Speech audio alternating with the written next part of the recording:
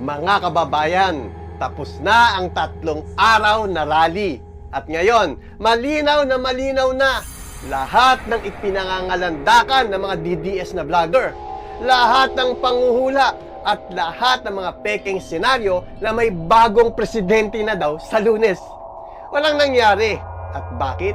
Dahil puro peke, puro script at puro ilusyon lang ang pinapakain nila sa inyo. Ngayon, atin itong himayin. Bago pa man mag-umpisa ang rally, kaliwat kanan na ang drama.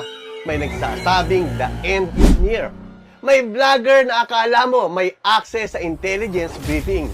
Todo handa sa paggawa ng takot at delusyon. At syempre, lumalabas na mala teleseryeng scripted statement ni Zaldico. Sabay sunod-sunod na fake news post na parang ipinondo para takutin ang publiko. Pero ang pinakamatinding kabobohan, yung pahayag ni Amy Marcos na adik daw ang kanyang kapatid.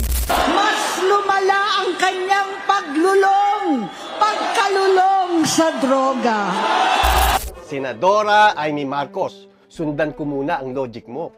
Kung ayaw mo sa adik na presidente, bakit kakampi ka sa mismong tao na aminadong gumagamit ng fentanyl?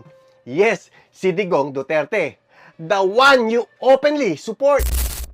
Yung pag-inom nyo ng fentanyl, sabi ng mga doktor, overdose na yung pag-inom ninyo. Correct. At nakaka-addict na nga raw. At Correct. kayo raw ang number 1. Dito lumalabas ang pure hypocrisy. Hindi ka galit sa adik. Galit ka lang sa kapatid mong si Pangulong Bongbong Marcos. Dahil ayon sa balita, hindi mo nakuha ang posisyon na gusto mo. Ito ang tunay na kulay. Hindi moral issue, hindi prinsipyo, kung hindi personal. Ngayon tapos na ang palabas. Scripted na kwento ni Zaldico, nabuko. Fake news, tumalbog. Fake crowd, na bistong minamadaling palakihin sa social media. Rally attendance, pinilit pang ihalo ang sarili sa Iglesia ni Cristo rally. Ang resulta? Ayon, kain bubog. Hindi kayo tinanggap ng INC dahil ang babaho nyo. Ayaw nila sa amoy ninyong mga DDS na puro mababantot. Kaya mga kababayan, pahinga muna kayo. At sa mga DDS na bugok, congratulations sa inyo! Nagdagdag na naman kayo ng bagong episode ng Kapalpakan sa Kasaysayan. At abangan ninyo, gagawin natin parody song ang epic failure ninyo. Kung hindi ka pa nakafollow, follow na.